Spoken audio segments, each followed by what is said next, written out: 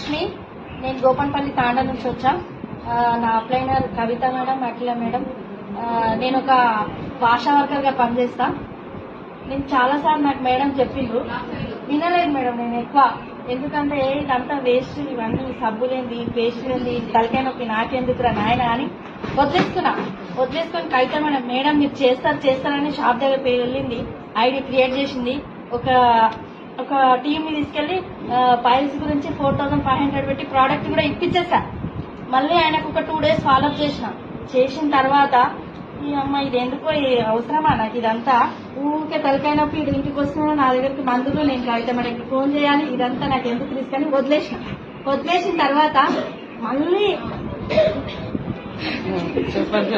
మళ్ళీ ఒక అప్లైనర్, ఒక గ్రేట్ లీడర్ మన మేడం చెప్పారు కదా శ్రీనివాస్ సార్, ఆ సార్ ఐడి క్రియేట్ చేస్తానంటే ఆల్రెడీ ఐడి క్రియేట్ అయిపోయింది సార్, నేను బిజినెస్ చేస్తా అనేసి మళ్ళీ కవిత మేడం దగ్గర పోయి మేడం నాకు ఇట్లా బిజినెస్ చేయాలని నేను మేడం అడిగా. సరే మేడం చేయండి అని చెప్పింది. టీం తర్వాత నాకు ఒక లీడర్ ఉంది, ఒక స్తంభం ఉంది, నాకు గజ స్తంభం అది ఇంద్రా మేడం.